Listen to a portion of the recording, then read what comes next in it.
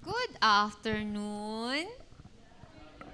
Yes, napakagandang araw ng linggo ngayon. Magkasama tayo, magsasamba kay Lord. Amen? Amen. Magkukwento po ako ng konti. Katulad po ng kinukwento ko pa sa umaga na service. Kasi po, it is my desire also that some of us will come to know us na kami naglilid ng praise and worship so that you understand where we are coming from when we worship the Lord and how come we are so grateful, we are so happy to stand before you and sing to the Lord. Yon. Kasi po ako noon, nung ako'y nung hindi ko pa kilala si Lord, as the eldest of 4 daughters, I don't have I don't have a good temperament. Kumbaga, I have a temper. Yun. So, pag mga kapatid ko, angas-angas sa akin, sasagot-sagot sa akin, at maging sa mga magulang ko, walang sabi-sabi, pak-pak! Kaliwat kanan, sampal. Nakakahiya sa Lord. Hindi po ako natutuwa. Pero sinasabi ko po to sa inyo na may kababaang loob dahil nakita ko po how gracious the Lord is.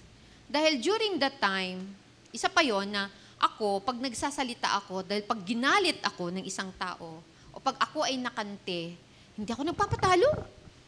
Sagot din ako. Pag sumagot ako, talagang hihiwain kita sa aking mga salita. Yung mga ganun, di ba? Pero that is not the way of the Lord. Nung nakakilala ako sa Lord, nakita ko na, kamuhi-muhi pala kay Lord yung mga ganong kasalanan. Hindi pala kinatutuwa ng Lord yung mga salita na namumutawi sa bibig ko. So, nung nag-a-attend na ako ng growth group, ng Bible study, nag-a-attend ako ng worship service, nakita ko na kailangan kong talikuran yung mga ganong kasalanan. At hindi lang yun, maging ibang mga kasalanan, lahat ng uri ng kasalanan, kailangan talikuran. Dahil si Jesus ay namatay sa krus para bayaran yung mga kasalanan na yon. At hindi nakakatuwa kay Lord na paulit-ulit kong ginagawa dahil parang paulit-ulit ko siyang pinapako sa Lord, sa krus. So, in the eyes of God, I desire to be a delight in His eyes. So, matagal din po bago ko po na-overcome. Bago ako naging victorious over those weaknesses. Dahil din po sa pag-attend ng growth group, at higit sa lahat, nung natuto na po akong mag-pray. Nung natuto po ako mag-pray, pinakita sa akin ng Lord na through the power of the cross, through the blood of Christ, we are more than conquerors. I can do nothing on myself, but I can do all things through Christ who strengthens us. It is God who helps us be changed from glory to glory. Binabago tayo ni Lord sa pamamagitan ng Kanyang salita, sa kapangyarihan ng Kanyang banal Espiritu, as we pray and submit to His Word. Amen? Amen. So, samahan niyo po kami. Basahin po natin ang salita ng Lord sa 1 Corinthians 1:18. Tayo po tayo mga kapatid.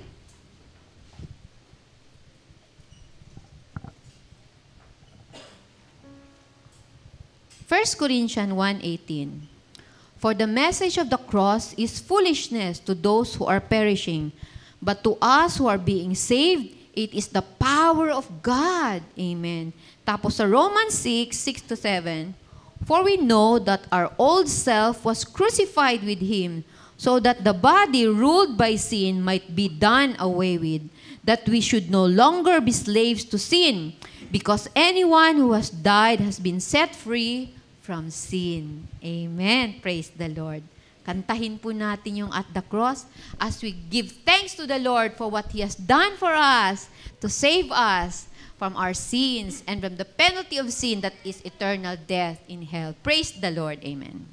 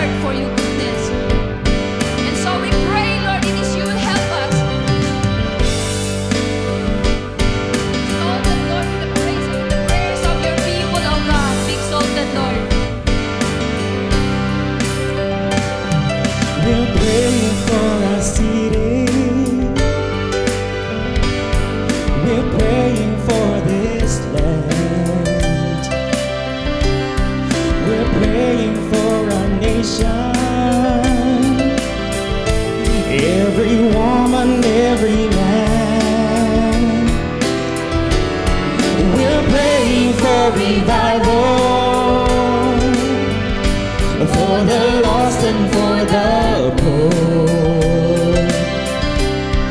We're praying for our churches, that your Spirit be outpoured.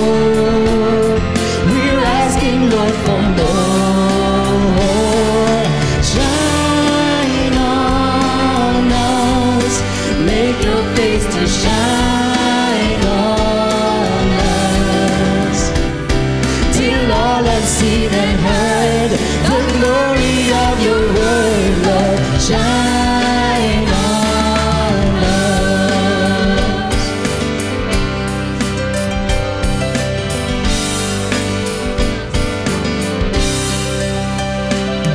We're praying for our families, that forgiveness will run free. Your peace and joy will mark us, as we give our praise to thee. We're praying for our leaders, for our teachers and our schools. Your grace and truth will lead us, until all will bow to you. We bow our hearts to you.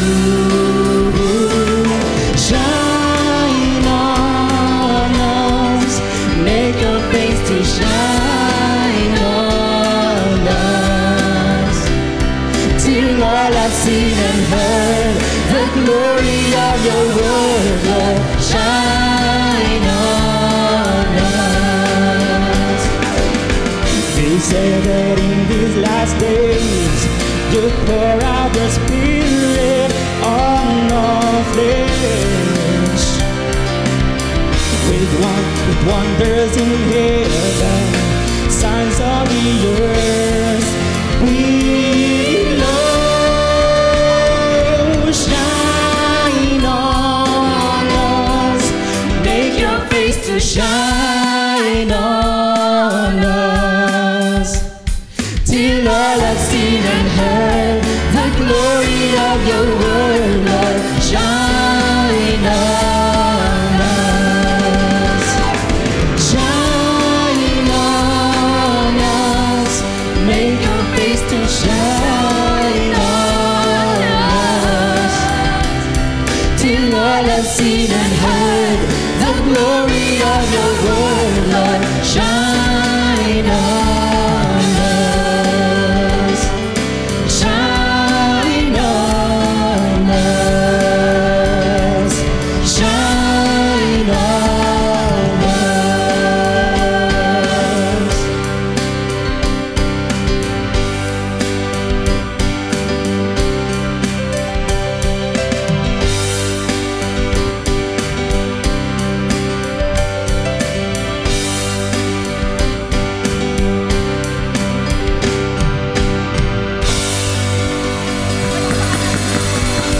We give your glory, Lord. We give your glory, Lord. As you shine your face upon us, Lord. Shine on us, Lord. Thank you, Jesus. Thank you, Lord.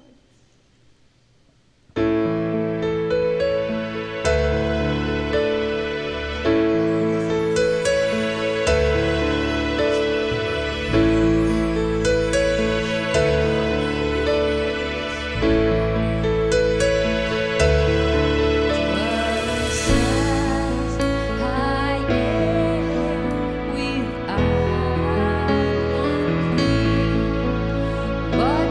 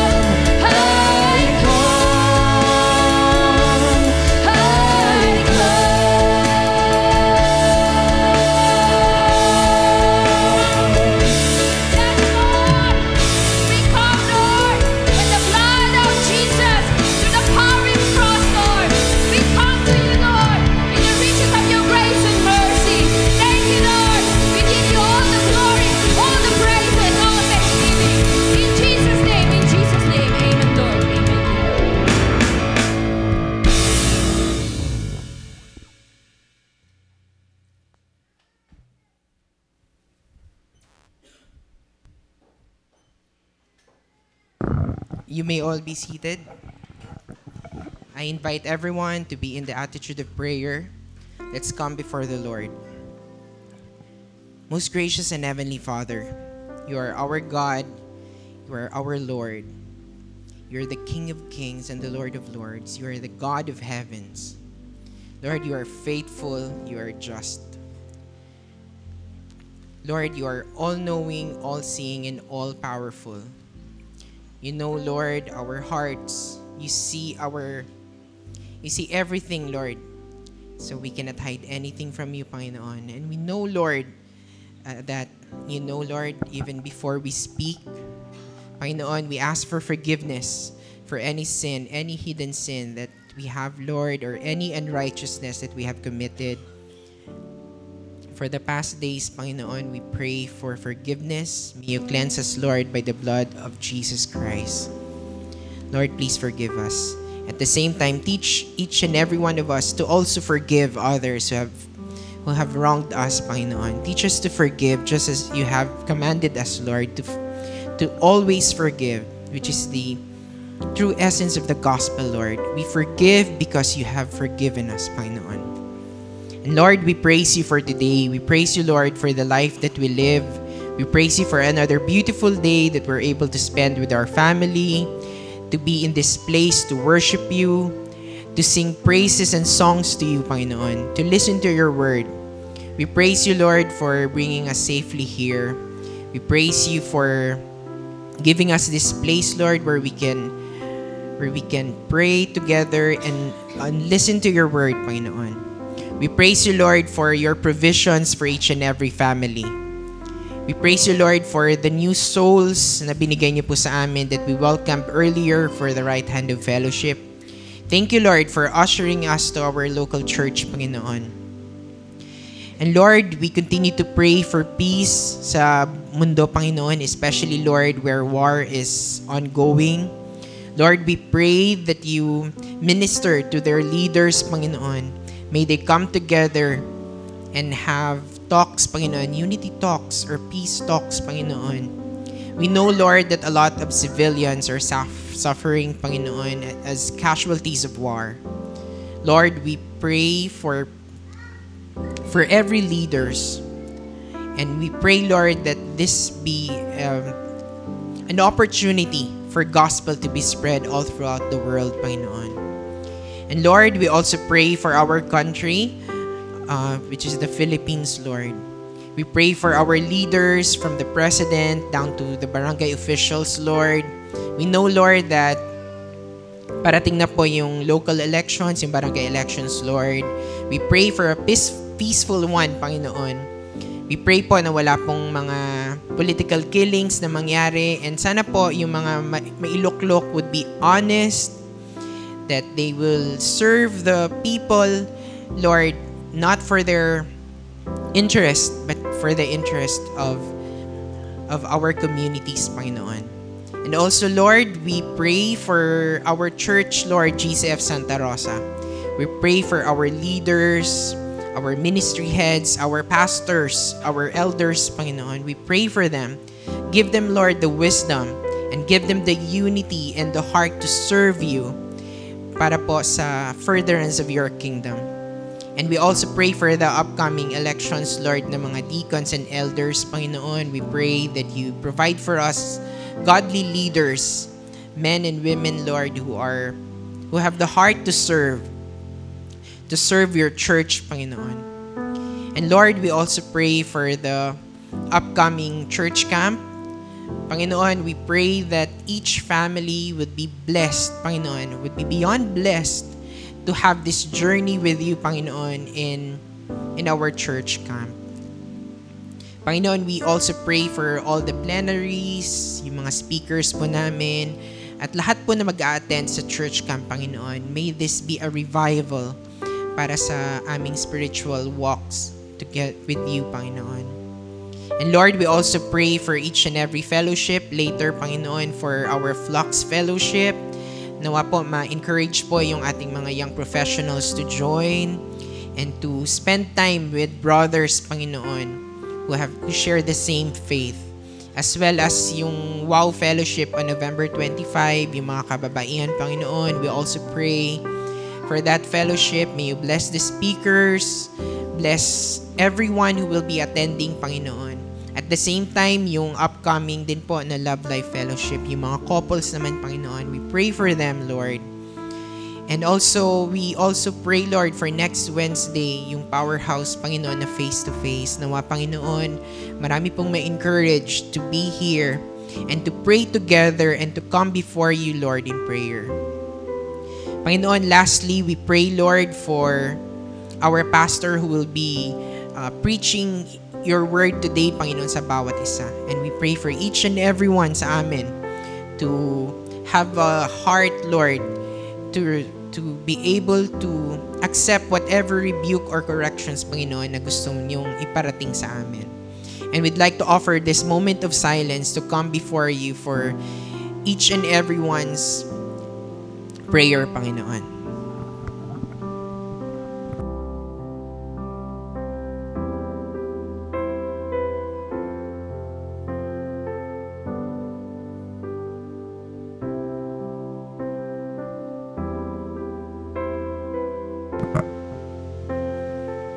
Lord, we know na you know each and every one of us. Alam niyo po yung mga pangangailangan namin. And we want to thank you and we want to glorify your name alone, Panginoon. We bring back all glory, dominion, and honor. This we pray in Jesus' mighty name. Amen and amen.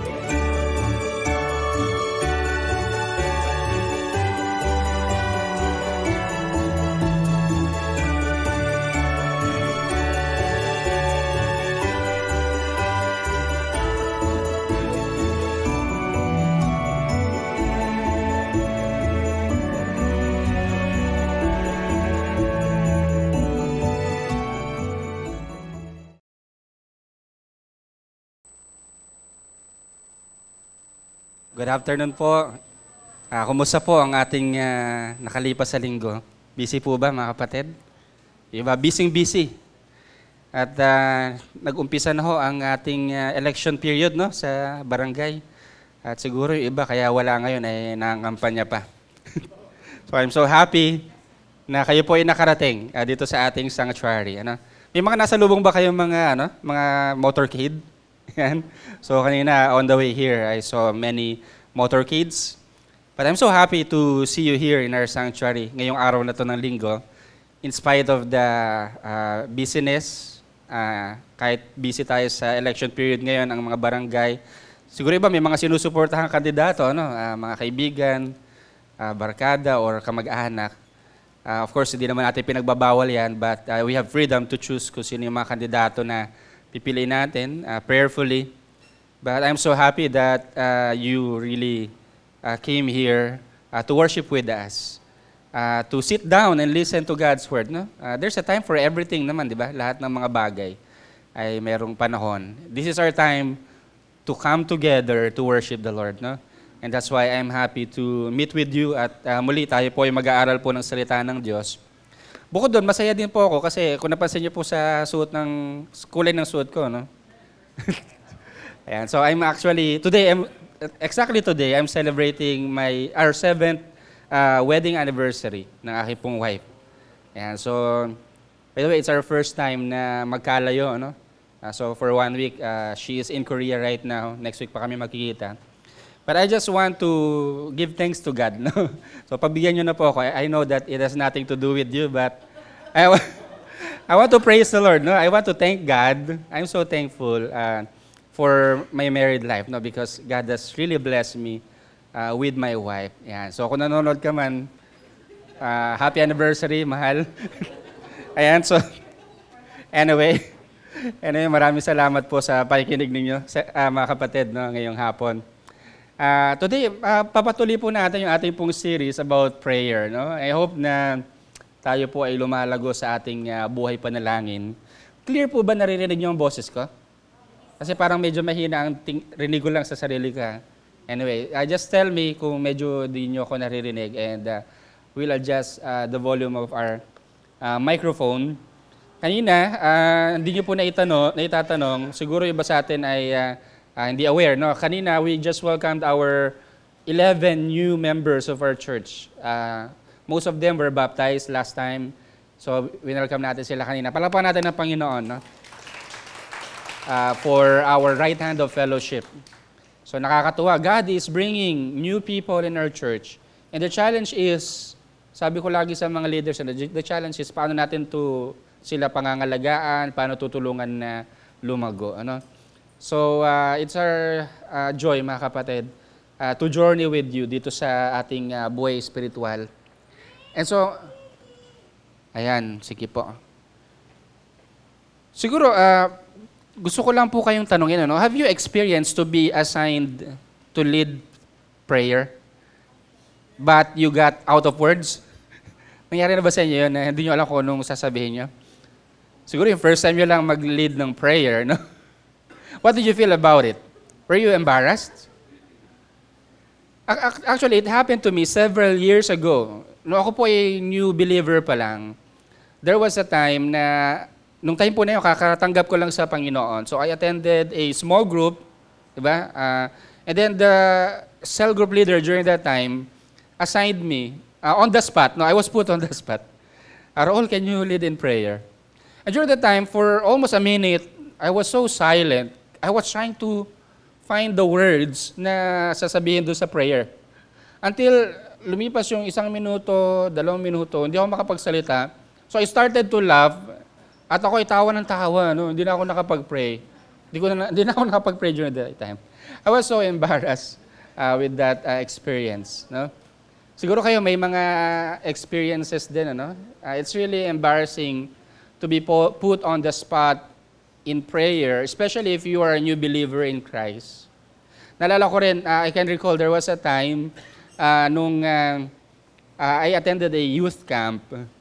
Kayo po ba nakaka-attend sa mga youth camp? Dito po sa Sibab, Laguna, merong youth camp and hundreds of youth attended. And doon sa final day nung camp, kumakain na yung mga campers, no? Nasa dining area kami lahat. And then the pastor chose a person to pray. So ang napili ng pastor noong time na yun, on the spot, isang kabataang babae. At yung kabataan tumayo siya, medyo nahihiya pa siya, hindi niya alam kung ano sasabihin niya. So she started praying and she said, Lord, sana po ang mga pagkain ito ay maging masarap at malinamnam. And everyone doon sa camp na yun ay talagang tawa ng tawa. Ang lakas po ng tawa during that time, no? And I realized for many days, they did not enjoy food, you know? And that's why on the final days, final day, di na nakatiis si Youth eh. Lord, sana po maging masarap at malinamnam. For the last time naman. So she was hoping that through prayer, magbago yung lasa, no? Anyway, we have those experiences na mga bago pa lang tayong mananampalataya. Ano? And I came to realize, mga kapatid, that knowing how to pray is not automatic to Christians. Hindi siya agad-agad na marunong na tayong manalangin. No? Prayer is something that can be learned. And that's why, ito po yung point na gusto ko pong i-highlight ngayon as begin my message today. Every Christian can learn how to pray. Alam niyo po ba, even ang mga disciples ni Jesus, pag napakinggan natin sila mag-pray, grabe ang prayer life ng mga disciples, di ba? In the book of Acts, di ba?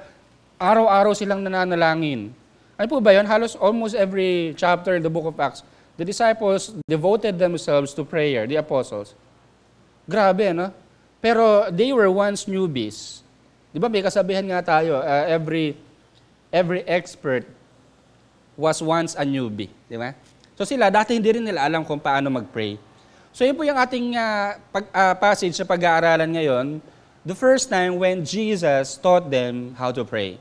So this is found in Luke chapter 11. This is a narrative about Jesus teaching His disciples how to pray. So ito po ay tutorial. Kayo po ba mahilig manood ng tutorial sa YouTube? Alam niyo po lahat ngayon ng mga gusto natin matutunang skills, whether it's mechanic, di ba? Or electrical, baking, driving, lahat po nasa YouTube Academy na no? Di ba? So, and I have no problem with people. I have learned many skills watching YouTube Academy. Pero itong papanoorin natin, or itong ating babasahing story dito, is actually parang parang YouTube. It's a tutorial.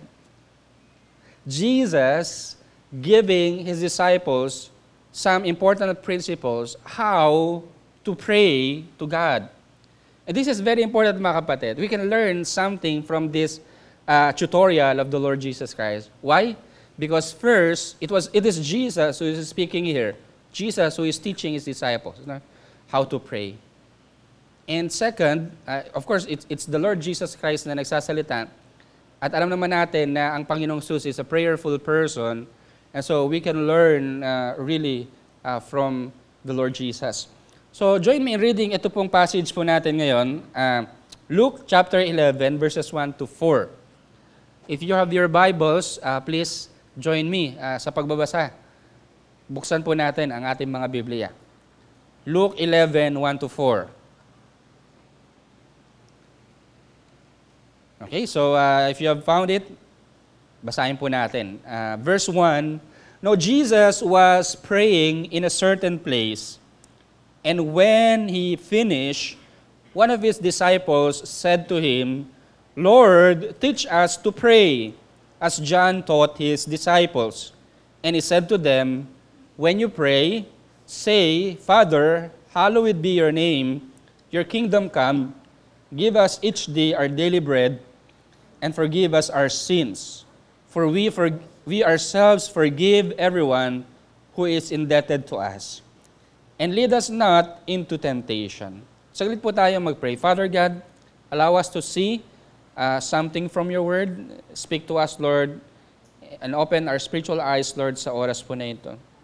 Grant us open hearts to learn from you, and nawa po matransform kami, Panginoon, as we put into practice the message from your word. Salamat po sa pangalan ni Jesus. Amen. Amen. And so, tulad nga po na nasabi ko, ito pong senaryo na ito, ang setting po nito is si Jesus was praying in a certain place. Ayan. So dito makita natin yung unang part po nitong passage nito. We see here Jesus or the Master's example. Sabi dito sa verse 1, Now Jesus was praying in a certain place. Now, this is astounding to read, mga kapatid. Reading this, alam niyo pong bakit kahanga-hanga yung part po na ito? Because of the person praying. It's so interesting that the passage describes Jesus praying. Ang ating Panginoong Jesus, the eternal God who became man, siya nagkatawang tao, He is a very prayerful person. And this was not the only time that Jesus was described in the Bible as praying, di ba? Marami pong mga beses. Pag nagbabasa po kayo ng mga Gospels, no? At makikita natin na Jesus always isolates Himself in prayer. Sabi sa Mark 1:35, very early in the morning, while it was still dark, Jesus got up, left the house, iniwan niya, maagang-maaga pa, madaling araw pa lang, no? He left the house and went off to a solitary place to pray, no? Maagang-maaga pa siya. Ito po, it's customary to Jesus. This is His lifestyle. Siya po ay mapanalanginin, no? At dito makita natin na dahil dun sa kanyang pananalangin, nagkaroon ng interest po yung mga alagad dun sa prayer, sa pananalangin, ano? Observing Jesus, yung kanyang lifestyle, yung kanyang habit na pananalangin, na-amaze po sila sa ating pong Panginoong Jesus. And they asked Jesus to teach them how to pray. Ito pong sabi po dyan, no? So our Lord Jesus has modeled how to consistently depend on God in prayer. So dito makita natin na ang ating pong Panginoong Jesus, ang siyang naging modelo po nila po sa pananalangin. Kayo po ba mayroong mga model sa prayer? Do you have people that naging modelo or nagbigay sa inyo ng halimbawa paano ba manalangin? Ako sa akin, ang naalala ko yung aking nanay, na saka yung aking pastor na nag-disciple sa akin. Yung nanay ko po was a very prayerful woman. Every night, before we sleep, she would lead us, kami po, dun sa aming tulugan, she would lead us sa pananalangin. No? And every day, I saw her alone in the room, at siya po ay minsan umiiyak, she was pouring out her heart to the Lord. And there I realized na, grabe ang manalangin itong aking nanay. And yun po yung nakita ko po, no? Growing up. So, she was my first model sa pananalangin. Another person that I told you kanina, yung aking pastor, si Pastor Fern, and by the way, umuwi na siya sa Panginoon, I think 6 years ago. But when I was a new believer, talagang inalagaan niya po ako na, he took care of me as a follower of Jesus. He was my discipler. So, during that time, kami po ay dun sa church na tutulog, together with some youth, and then si Pastor, every morning, 4:00, wala pong mintisyon, umulan man o umaraw, pagtingin ko sa higaan niya, wala na si Pastor. Ano? Alam niyo po kung nasan siya? Andun siya sa altar, siya ay nakaluhod, siya ay nananalangin, umiiyak, is pouring out his heart to the Lord. No? Sabi ko, gusto ko rin maging katulad niya mag-pray. No? Kayo po, may mga naalala kayo mga model na mga natutunan niyo kung paano manalangin because they are so prayerful. Alam niyo po, ang mga disciples, sino ang kanilang model? Ang ating Panginoong Jesus. He saw the Son of God communing with the Father in prayer.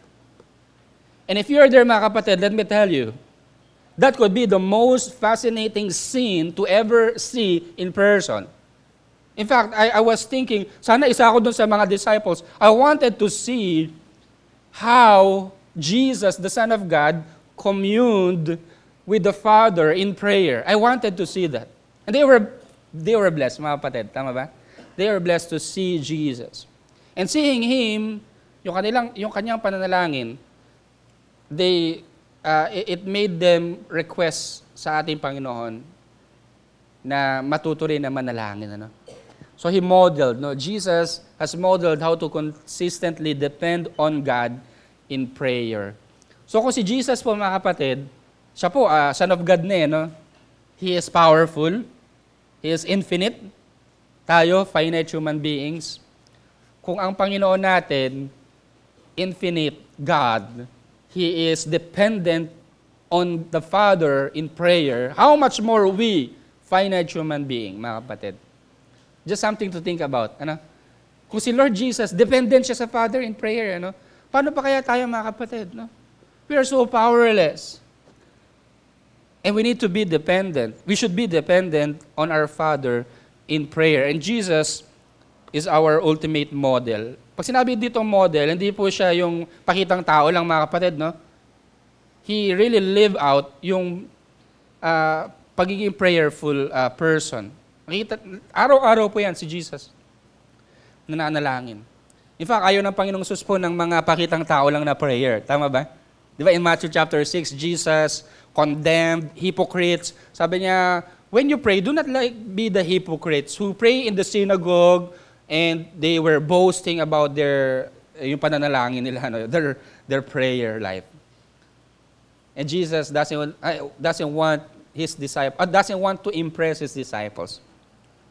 Hindi po niya gustong magpakitang gilas during the time. He really enjoys his time with the Lord. Kahit busy siya buong maghapon, ano man ginagawa niya, he would always find time to pray to God. And so dito makita natin that, sabi dito, when he finished praying, one of his disciples said to him, Lord, ito pong request nila, no? Lord, teach us to pray. After niya pong mag-pray, no?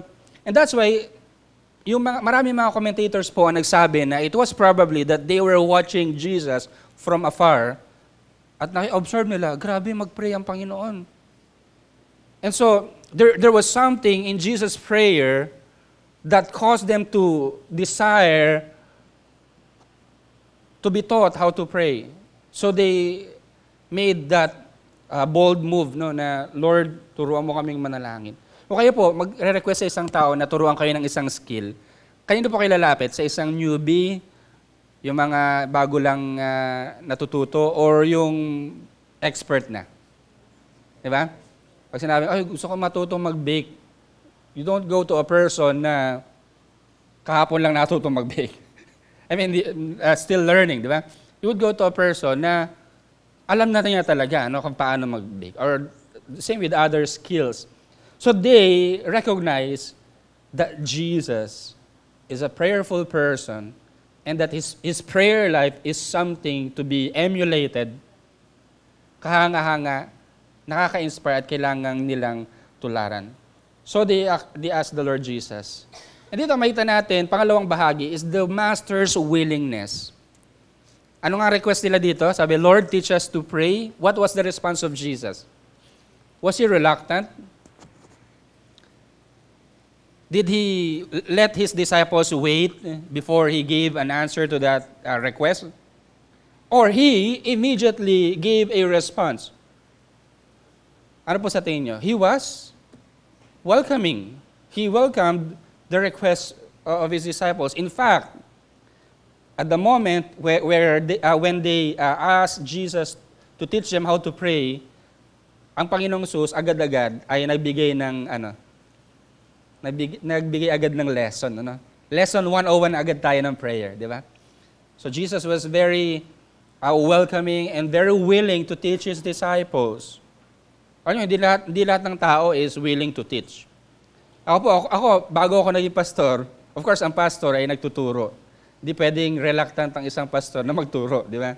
Because basically, practically, ito yung unang ministry po ng pastor, magturo. Pero growing up, I did not want to teach other people, especially yung mga kapatid ko. Ako po ay pangatlo sa magkakapatid, pero 7 po kami. So meron pa akong 4 na younger na siblings. And all of them, naalala ko, when I was growing up, lagi po silang lumalapit sa akin para magtanong tungkol sa assignment. Kuya, tulungan mo naman ako sa assignment, di ko alam ang sagot dito. Ako naman, kayang-kaya mo na yan. So iyak na yung kapatid ko, Kuya, di ko talaga alam eh. Di ko pa rin alam nga yung na yan, baka bago na yung aklat nyo, di ko alam yan. Kahit alam ko naman yung sagot, no? Simply because I was a reluctant teacher. That was my past, no? Nakakahiyang past. But In contrast, Jesus is a very willing teacher. That when you come to Him and ask Him, Lord, teach me how to pray, He would immediately teach you, mga kapatid. We see that in the passage. Jesus is very willing.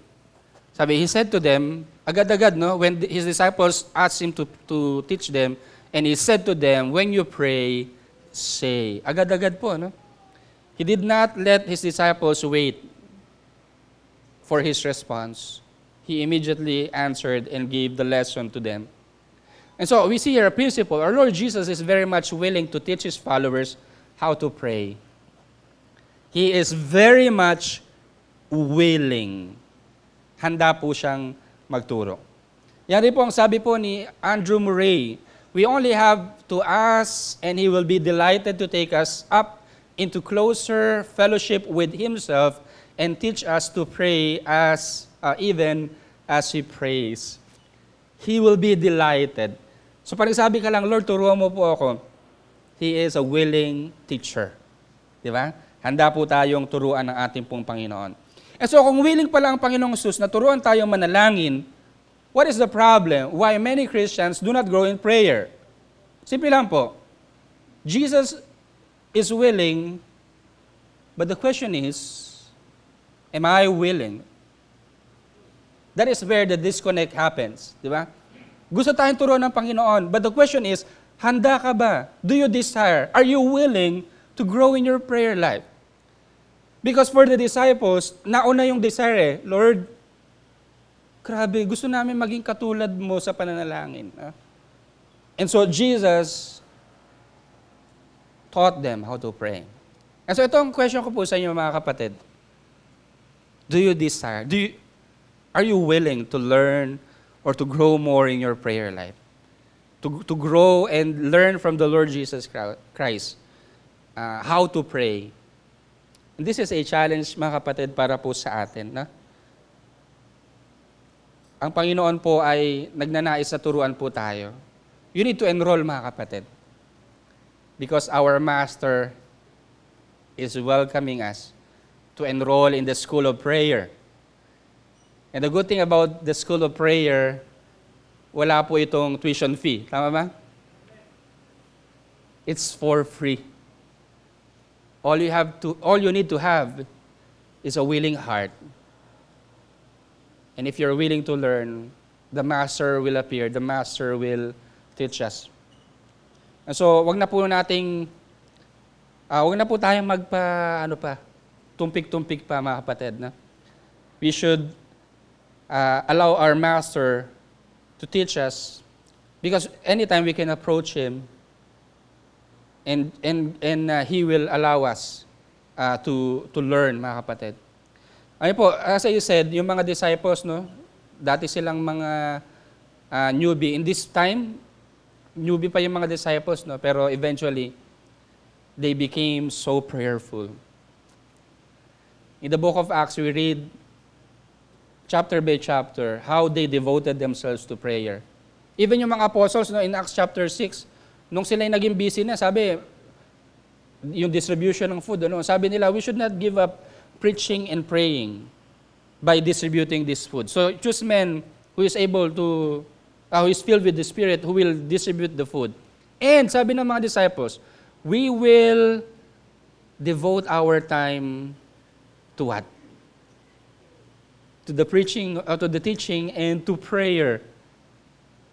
Why is it, mga kapatid, that they put premium on prayer? Why did they prioritize prayer in every circumstance? Who influenced them, mga kapatid? Ang Panginoong Jesus. They enrolled in the school of prayer. The Master taught them how to pray. And so it became a very integral aspect of their ministry, mga kapatid. Sila po ay nanalangin. So Jesus is willing to teach us. Number 3, makita natin dito yung Master's lesson. Ano po ang sabi po dito sa verses 2-4? Jesus gave them a parang principle on how, yung mga contents po ng prayer. No? Sabi niya, Father, hallowed be your name. your kingdom come. Give us each day our daily bread, and forgive us our sins, for we ourselves forgive everyone who is indebted to us. And lead us not into temptation. So, yan po yun, verse 4. Now, ito pong passage po na ito, familiar po ba sa inyo yung prayer? If you are a Christian, and if you are a Filipino, I think this is the most familiar prayer in the Philippines. To the point that there was a person who recently was, siya ay kinasuhan, dahil sa kanyang, for them, the Lord's Prayer, ay according to them, ay parang, ano man tawag doon? Parang binastos daw, yung Lord's Prayer. Ganun ka-famous itong prayer po na ito. And by the way, itong prayer po na ito is shortened. Itong verse po na ito. Because the longer version is found in the book of Matthew. Matthew chapter 6. Doon natin makikita yung Lord's Prayer. Now, I want us to understand, mga kapatid, na yung prayer na to is not actually something to recite whenever we come to God in prayer. Jesus did not intend us to do that. In fact, if you read the entire New Testament, you will never see any occurrence of the disciples reciting this prayer anytime, mga kapatid. Never nilang binanggit ito na ito yung, kumbaga, kailangan nakakahon dito, di ba? Kailangan ito yung punto por punto, kabisado natin and ma-recite natin ito tuwing tayo ay mananalangin. But instead, hindi po ito something to recite, but it contains principles which we have to understand sa ating pananalangin. It contains pointers ng mga dapat natin maging priority sa pananalangin. Ano po? What were the lessons Jesus gave His disciples in this prayer? Number one, we see here yung focus. Jesus started with the truth about our relationship with God. Jesus taught His disciples to approach God as Father. And po sabi niya, when you pray, say, ano po? Father. He did not say, when you pray, say Mother. Because I heard some people in the seminary addressing God as Mother. In fact, I was surprised. And the reason, alam niyo po kung anong reason nila? They could not call God Father because of their biological or earthly father. They were abusive. So they cannot imagine God being their Father. And so what should be our response to that, mga kapatid? Jesus told us to address God as Father. And we have to understand, we should not equate our earthly father with our Father in heaven. Magkaiba po kasi sila, mga kapatid, no? Talagang magkakaroon po ng problema if we see our Father in heaven the same with our earthly father. No? So the two are different. So we need to understand this. Jesus wants us to call God Father. Even si Apostle Paul, sa Ephesians 3:14, for this reason, I bow my knees before the Father, from whom every family in heaven and on earth is named. So even si Apostle Paul, talagang sa kanyang pananalangin, siya ay nagpapakumbaba at tumatawag siya sa ating Ama sa langit. So when you pray, say Father, hindi po sinabi ng Panginoon na whenever you pray, you say Mother Mary. Never in the scriptures we can read that any person came to Mary in prayer. Hindi po tayo nananalangin kay Mary para we don't come to Him in prayer. And hindi rin sinabi sa scriptures na whenever you pray, come to Padre Pio o kaya ay San Pedro Calungsod. Although we are not mocking these people, but I want us to understand that the Bible does not tell us to come to mediators upang tayo po ay makapanalangin. Whenever you pray, you don't need mediator, mga kapatid, because Jesus is our only mediator. The reason why you can come to God as Father is because Jesus has mediated. He allowed you to become the Father's Son. Nung ikaw ay sumampalataya kay Jesucristo, naging anak ka ng Diyos. So He became our mediator. But whenever we pray, we don't need any mediator other than the Lord Jesus Christ. We don't need to call many iba-ibang mga santo, whenever you pray, you say, Father. You come to God, to your Father. And that tells yung relationship mo sa Panginoon. Kung ikaw ay sumampalataya sa Panginoong Yesus, sabi sa John 1:12, ikaw ay naging anak ng Diyos. So that's the first element or principle that we can see in the prayer of Jesus. Second, another principle is the principle of worship. Jesus taught His disciples to exalt God in prayer. Ano pong sabi po diyan ng Panginoon? Hallowed be your name. What does the word hallowed mean? Not Halloween, ha? Halloween your name. Because pag sinabi Halloween, kakatakot yan eh. No? Yung parang horror, no? Halloween. No? Ano ba sabi po? Hallowed, what does that mean? It means to revere God. Itangi, igalang, irespeto po. And so, whenever we pray, we don't come to God na parang body-body lang natin siya, na pwede natin siyang, alam mo yun, over-familiar that we can simply just talk to Him and not become serious about Him, about His holiness, about His character. Remember mga kapatid, pag tayo po'y nananalangin, lumalapit tayo sa Panginoon, ang kinakausap natin ay kabanal-banalang Diyos. He is a glorious God. He is the most holy God. Yan po ang kinakausap po natin kapag po tayo nananalangin. And that's why prayer and worship should be tied up. Everyone should approach God with utmost reverence when they pray. Kaya naalala nyo, tuwing magpe-pray po tayo, no? I always tell you, let us continue to be in the attitude of worship. Let us pray.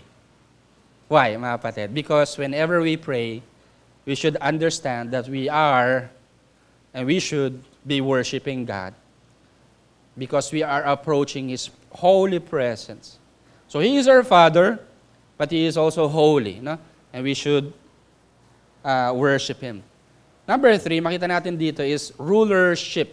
Jesus taught His disciples to recognize God's rule. Ang sabi niya, your kingdom come. So dito, yung principle po dito that Jesus wants to express is that God has a kingdom and it should be our priority, mga kapatid, to seek God's kingdom in our lives, to pray for God's kingdom to come into our lives and in the lives of other people. That should be our priority, yung kaharian po ng ating Panginoon. Now, many people misunderstood the concept of God's kingdom in their teaching. Alam po ba kung paano namin misinterpret ng maraming mga tao ang kingdom of God? They equated the kingdom of God with materialism. And also po yung prosperity gospel. Alam po, I recently heard a sermon. At ito lang, kahapon lang yung sermon. I watched that sermon from a preacher and she was telling yung mga listeners na we belong to God's kingdom, you are a child of the king. Tama naman, no? Ganda na. Anak ka ng hari. You are a royal son or royal daughter. So kung ikaw ay royal daughter, ito ang conclusion niya, no? Tingnan niyo yung conclusion niya. Kung ikaw ay royal daughter, it means you deserve the best of all things in life. The best cars, the best houses, you can name everything, mga kapatid, no? So referring to the material things. This is my question to you. Is it a guarantee na ikaw ay anak ng Diyos na magiging mayaman ka, successful ka in your career or what? Alam po yung mga disciples, mayaman ba sila? Nung sila po ay nagpunta sa templo, may namalimos sa kanilang pilay. Naalala niyo yun? At ang sabi ng dalawa, silver and gold we do not have. Wala mo lang silang maibigay, kahit isang isang pilak, no? Ang hirap ng mga apostles yung time na yun. Sipin mo, pagbukas sila this is just an exaggeration, pagbukas sila sa bulsa nila, wala tayong maibibigay. Kaya itinapat na nila yung pilay, no? Sabi nila sa pilay, wala kami maibibigay sa iyo na But, in the name of Jesus, go, rise up and walk. Di ba? Lumakad itong bulag. Itong pilay. Of course, talaga nakalakad naman ang bulag, di ba? Nakalakad yung pilay. Mga gising pa pala kayo, Talaga nakakalakad po mga bulag, no? But here, nakalakad yung pilay, no? But what do I mean, mga kapatid? They were not rich. And yet, they were under the kingship of Jesus, the kingship of God. And another misinterpretation, sabi ko nga, yung kingdom of God saka materialism, another misunderstanding is the kingdom of God and status in life. Another sermon that I heard recently, there was this preacher and telling, kayo ay mga royal children of God. So kayo ay mga anak ng hari. And because of that, yung mga hindi anak ng hari, mas mataas. Kumbaga, you have that dominance, no? And you should live higher. Huwag niyong i-equate yung sarili niyo sa mga hindi kabilang doon sa royal. Kaya tanto na lang, royal ka ba? Royal child ka ba? Pag ikaw ay royal child, okay, we are better than people who are not royal, part of the royal family. Ano yun? They are elevating themselves kasi sinasabi nila, anak kami ng hari. The question is that what the kingdom of God means? That you elevate yourself from the rest of the people in the world, na mas mataas ang tingin mo sa sarili mo. That is contrary, directly contrary, dun sa attitude ng Panginoong Jesus. He is the King, and yet He humbled Himself, and He commanded all His disciples in Philippians chapter 2 to imitate Him. The Apostle Paul told the people in Philippi, sabi niya sa Philippians chapter 2, have this mind, be with you. The same with Jesus Christ. Though He is God, siya ay nagpakumbaba. He made Himself nothing. He took the form of the bondservant. At alam niyo po ang challenge po ni Apostle Paul sa kanila? Do not think of yourself highly, but in humility, consider others better than yourself. That is Christ-likeness. And so, the kingdom of God should not be misinterpreted dun sa materialism at saka dun sa elevated status. So what does the kingdom of God mean for the people of God? It simply means rulership. It means living a life that is surrendered to the authority, to the lordship of Jesus Christ. He is the King, and He should be followed, He should be obeyed sa ating mga buhay. And so when we say, Thy kingdom come, ang kaharian mo ang mangyahari sa aking buhay, it means you recognize that Jesus should have authority or rulership in your life.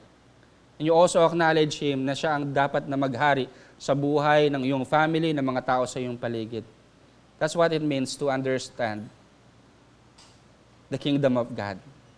And so as we follow, yung kasunod po dito, sabi, our greatest concern in prayer should not be our own comfort, but the advancement of God's kingdom. Do you agree, mga kapatid? Ano po, anong nauna? Yung humingi po yung, ano po nauna? Yung petition o yung acknowledgement of God's kingdom? God's kingdom, na? Your kingdom come on earth as it is in heaven. Then, alam niyo po kasunod, no? Give us this day our daily bread. No? Nauna yung kingdom of God, no? Bago yung mga pangangailangan. Di ba yan naman talaga ang gusto ng Panginoong Jesus? Matthew chapter 6. Seek first the kingdom of God and His righteousness, and all these things shall be added unto you. Tama ba? Pag inuna mo ang kaharian ng Diyos, you seek His kingdom. Anong pangako niya sa atin? It's a conditional promise, no? Kapag inuna natin ang kanyang kaharian, He will provide, He will give us what we need. So yan po yung kasunod, no? Provision. Jesus taught His disciples to ask God for their daily necessities. Sabi ni Jesus, give us each day our daily bread. Alam nyo, I am curious why Jesus did not say, give us this day our weekly bread. Hindi niya rin sinabi yung monthly bread, no? Lord, i-advance mo na yung pang isang buwan. Or hindi rin sinabi ni Jesus na annual bread, annual stock. Why daily, mga kapatid? God wants us to come to Him daily in prayer for our daily necessities. So when I say daily necessities, it means yung mga pangangailangan natin. Gusto ko po kayo tanungin, concerned ba ang Panginoon sa pangangailangan nyo? Ang Diyos ba ay nagbibigay ng mga pangangailangan natin? Did He promise to do that? Yes? Now, why would He give us what we need? Bakit ibibigay ng Panginoon ang ating pangangailangan? It is simply because because God is our Father. And as a father, the main thing sa isipan ng isang ama, ano niyo po ba? I'm not a father, but this is something that is always in the mind of the father in the family, is to provide for the needs of the family. I have talked to many fathers sa mago natin. At yung iba, minsan napapagod na sa trabaho. No? Kung pwede lang, itigil na ang mga pangangailangan. No? Pwede ba sabihin muna sa family, 1 taon muna tayong di kakain, mga anak. Pagod na akong mag-work eh. Di ba hindi nauubos everyday talaga eh. Everyday may kailangan kang kakain ka. Everyday may mga pangangailangan ka, di ba? And Jesus taught His disciples to depend on God for His daily provision. It does not mean na nag-aantay lang sila dyan na nakahiga lang, araw-araw, waiting for God's ayuda. Lord, bigyan mo na ngayon yung pagkain ko. Bukas ulit. That you will not do anything, di ba? Of course, the Lord wants us to work, di ba? Para magkaroon din tayo ng, so that He will provide yung mga pangailangan natin. And so, ano binibigyan sa atin? Yung strength para makapaghanap buhay, di ba? The wisdom that we need. And so, in that case, the Lord actually provides sa lahat po ng ating mga pangangailangan. So, we can ask God for daily provision. Ito ang isa sa favorite kong verse. No? This is my 7:11. Matthew 7:11. If you then, who are evil, know to give good gifts to your children, how much more will your Father who is in heaven, give good things to those who ask Him? So here we see the Father being described by the Lord Jesus as someone who gives good gifts, good things to His children.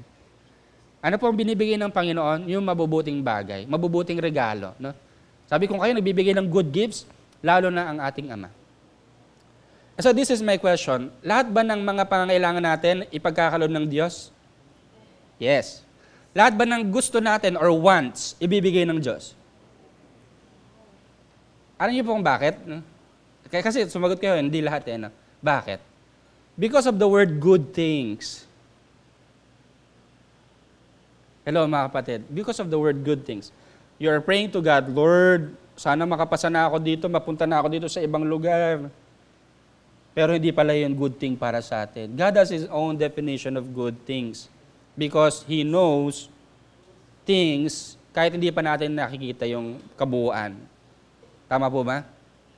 And so kapag tayo humihingi sa Lord, minsan ako, ito yung attitude ko kay Lord, naglalambing ako kay Lord, Lord, pwede po bang palambing?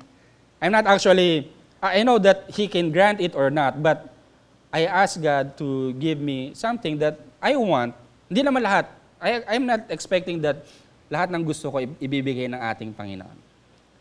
Nalala ko, recently, ilang beses na kasi akong nag-try mag-apply sa Korean visa. Ang higpit, no? 2 beses na ako na-deny. Sabi ko, Lord, ano pa bang, ako medyo, parang may heartache na ako doon sa pagka-deny. So last time, before may sabbatical, nag-try lang ako. Naka-schedule na ako ng sabbatical nun. Sabi ko, Lord, sana makapasa ako dito sa visa. Ni-request ko pa to sa mga CE. Naalala nyo? Pray kami. Mga kapatid, pag-pray nyo po na ma-approve yung visa ko. And I prayed to the Lord, Lord, gusto ko po ma-approve yung visa. And then, eventually, dumating yung resulta. Wow, na-approve, no? So, kaya po nung sabbatical ko, nakapunta po ako sa Korea for 10 days. Kasi yung wife ko, almost every month, napupunta po sa Korea. Sabi ko, pasama naman minsan. Kasi wala nga po akong visa, no? So, the Lord granted that, no? Alam niyo po ba, because of that, I was able to really rest, no? And have a proper perspective in the ministry during my sabbatical, no? So, nung time na yun, na-realize ko, si Lord, alam niya naman kung makakabuti sa'yo yung isang bagay o makakasama naman sa'yo, no? So, I wanted that. I asked from the Lord, and God knows it will be good for me. But there are times na humingi ako kay Lord ng magandang bagay sa tingin ko, eto gusto ko to Lord. Lord, bigyan niyo po ito sa akin. Pero hindi naman binibigay ng Lord, no? Because hindi pala makakabuti para sa atin. So think about that. Hindi lahat ng gusto natin ay ibibigay po ng ating Panginoon. But there are things na gusto natin pero talagang ibibigay po ng Panginoon. Another lesson that Jesus gave here is forgiveness. Jesus taught His disciples to ask for forgiveness and to also extend forgiveness to others. Anong sabi niya dyan? Forgive us our sins, for we ourselves forgive everyone who is indebted to us. This is interesting, no? Kayo po ba pag nagpe-pray, sinasabi niyo kay Lord, Lord, patawarin niyo po ako. At yung pagpapatawad niyo sa akin ay kung paano ko pinapatawad ang mga nagkasala sa akin. Have you seriously prayed about that? Or like that? Parang hirap, ano? Ang hirap mag-pray kay Lord, Lord, yung level ng pagpapatawad ko sa aking kapwa, ang siyang maging level din ng pagpapatawad mo sa akin. Because when we come to God in prayer and asking for forgiveness, alam niyo po, ang gusto lang natin, mapatawad tayo ng Diyos. Pero ang gusto rin ng Diyos, magpatawad tayo. And that's why whenever we come to God in prayer, yan yung bagay na gusto na i-deal ng Panginoon sa atin. So in prayer, forgiveness should not only be sought. Hindi lang yun yung gusto ng Panginoon na nahangarin natin. But He also wants us to extend forgiveness to other people. Na matuto tayong magbigay ng kapatawaran sa iba. Alam nyo, we can spend the whole night talking about this passage lang, yung forgiveness. No? Many people, alam nyo po kung bakit hindi tinutugon ng Lord ang panalangin. Because of the unforgiveness. And God wants us to get rid of this unforgiveness sa ating mga puso so that there will be no hindrance in our prayer life. In-include mismo na Jesus, no? Yung forgiveness. And lastly, ito na po yung panghuli. Wala po yan sa manual natin ngayon, but you can simply write it down.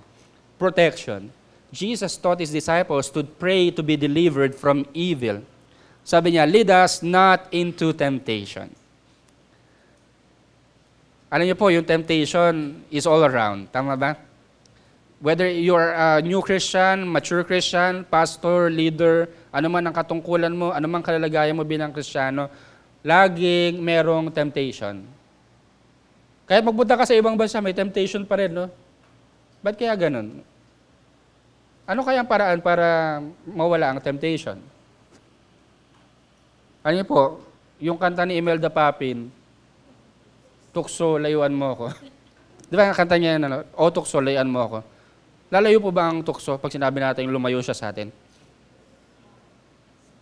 That's not how to do it. Ano pong paraan para ma-overcome natin ang temptation? You see from the passage, mga kapatid, the key to overcome temptation is to come to the Father, humble yourself to Him, and say, Lord, in my own capacity, I cannot overcome this temptation. And that's why I am asking for your grace. Please help me overcome this temptation. Jesus wants us to ask for help sa Panginoon in terms of temptation. Because temptation is a serious problem ng marami po, nating lahat bilang mga Kristiyano. And if we will not come to God in prayer, chances are we will be overcome by temptation. And so, we need to depend on the Lord sa pananalangin. So ito po, as we end our message today, let me just give to you some reflection question. Make a personal assessment of your prayer life. Then answer this question, is it getting deeper or shallow? Am I getting stagnant in terms of prayer? Do you want to grow, mga kapatid? Gusto niyo po bang lumago pa sa inyong pananalangin? Do you desire, mga kapatid? Or if you lack desire, are you willing to be made willing? Do you want God to increase your desire to grow in your prayer life? The second question is, what is the Lord teaching you today about prayer? Anong item dyan ang sa tingin mo kailangan mong baguhin sa pananaw sa iyong pananalangin? What is God teaching you in prayer? And so, with this reflection questions, mga kapatid, tayo po ay mananalangin ngayon and allow God to teach you how to pray. Let me challenge you, mga kapatid. Jesus is willing. Jesus is willing to teach us. The question is, are you willing? Do you have the same desire the disciples had when they asked Jesus, Lord, we are clueless. We do not know how to pray. But we want to learn. We want to grow. And so, Lord, teach me, teach us. Teach us how to pray. And if you do that, the Master will appear, the Master will guide you and teach you sa iyong panalangin. Tayo po yung manalangin. Father God, salamat po sa imbitasyon na binigay mo sa amin ng manalangin.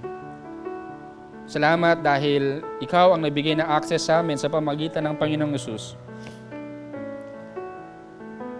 And you have called us to call God our Father. Lord, help us in our weaknesses. And allow us, Lord, to grow more in prayer. Just like the disciples na lumapit sa iyo at humingi ng tulong, humingi ng guidance. Lord, we want to learn how to pray. Lord, we want to be made willing how to pray. Help us, Lord, sa aming pong mga weaknesses. And allow us, Lord, to grow and go deeper with God in prayer. Salamat po, Panginoon. Ito po ang aming dalangin sa pangalan ni Jesus. Amen, amen.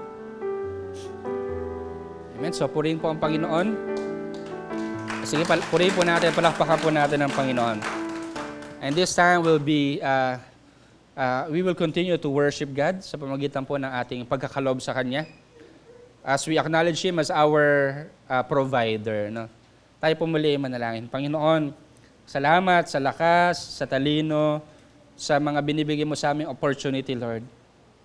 Para kami po ay kumita para sa aming pang-araw-araw na pangangailangan. Truly, Lord, you are our provider. And today, Lord, we want to honor you with our resources. Grant us cheerful hearts, Panginoon, sa aming pagbibigay sa hapong ito. Sa pangalan ni Jesus, amen, amen.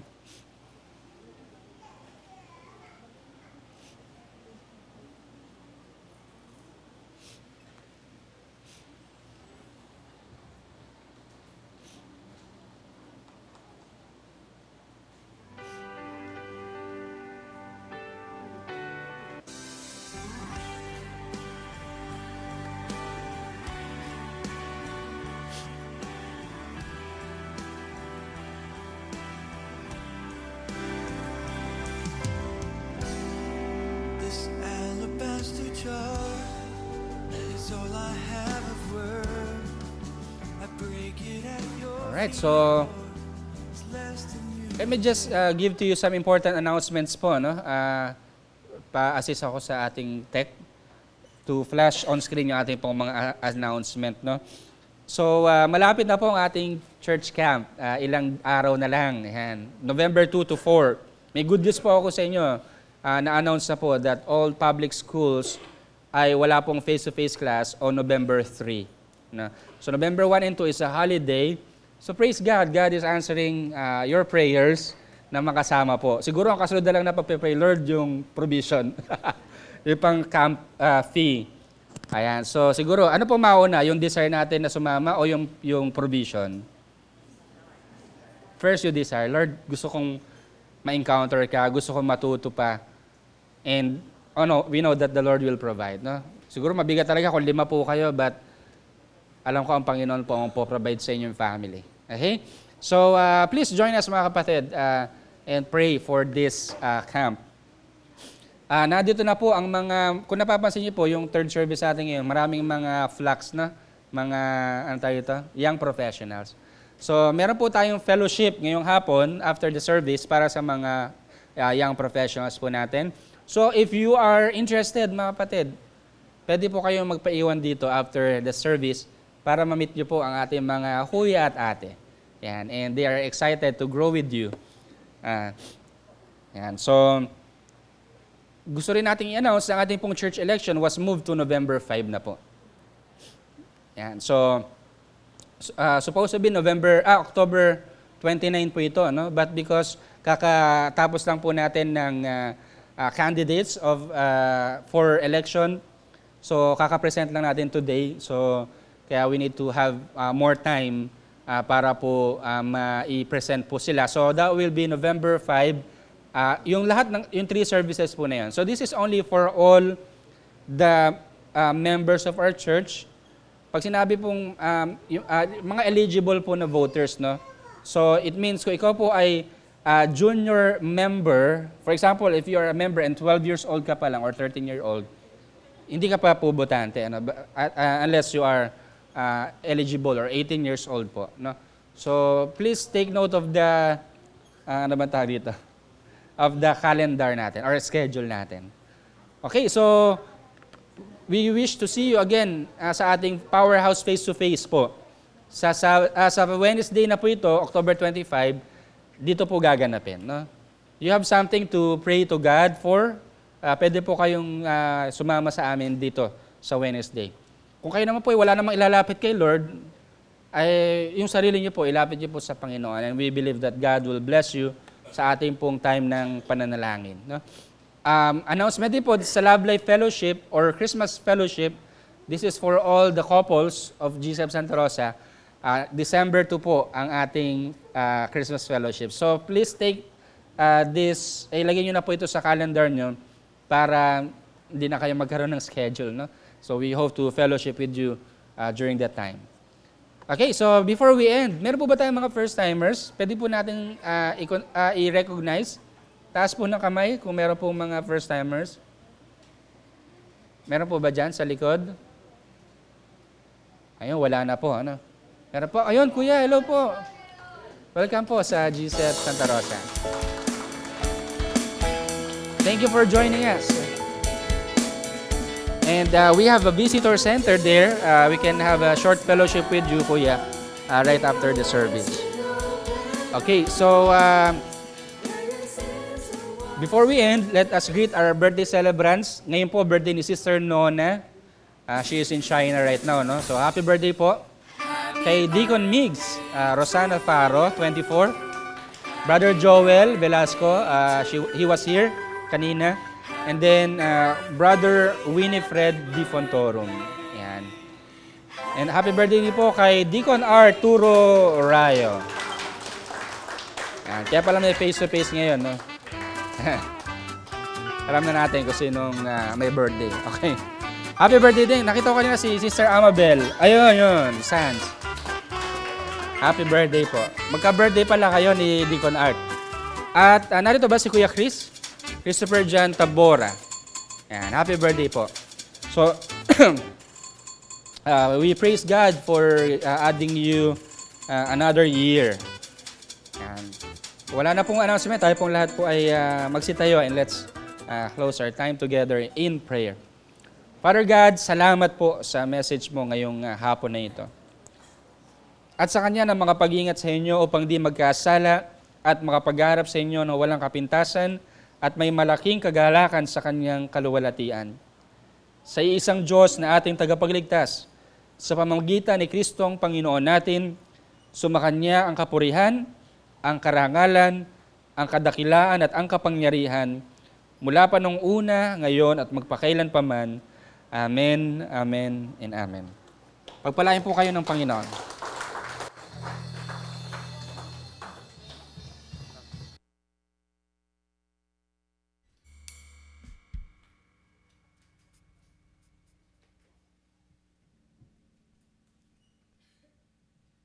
Praise God. Salamat po, Pastor, sa napakagandang mensahe.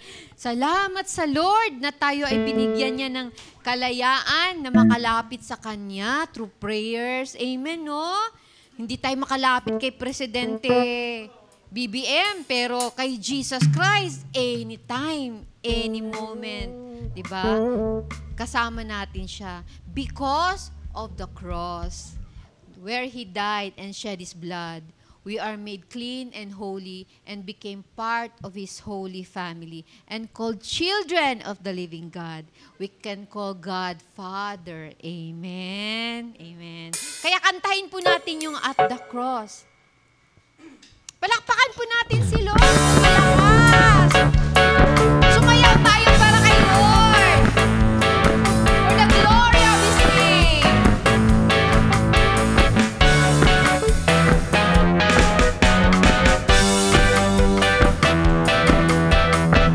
Thank you, Lord, for your love for us, Lord. Thank you, Lord.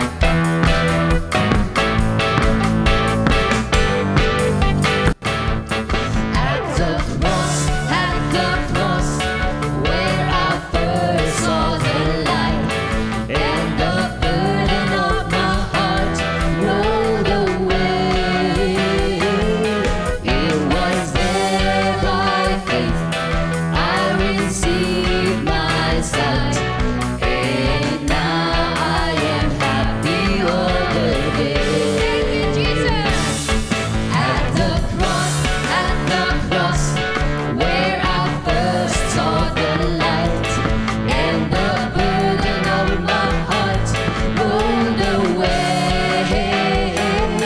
It was there by faith I received my sight, and now I am happy all the day.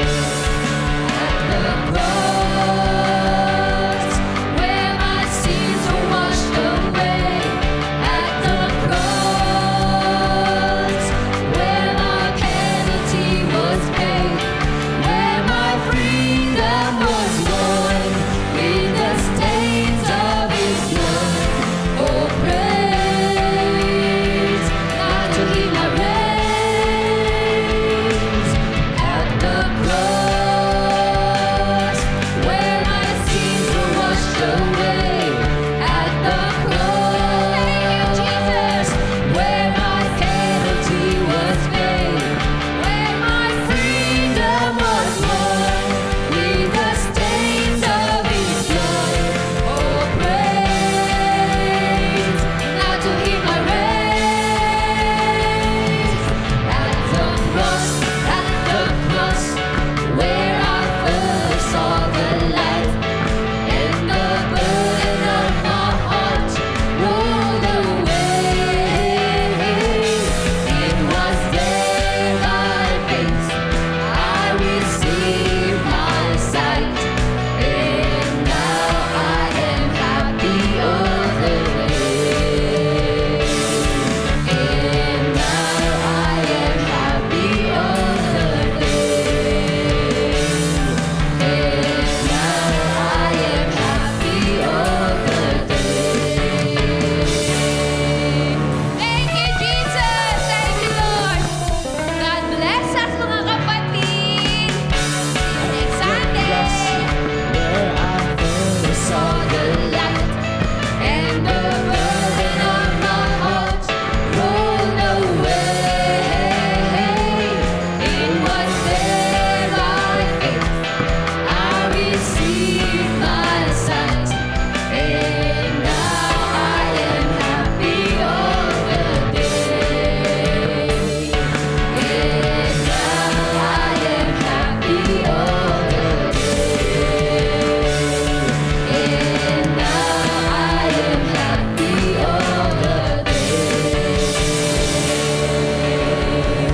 Thank you, Lord. Thank you, Jesus. God bless you, mga kapatid. God bless us all. Thank you, Lord. Daddy, darling, pray for us.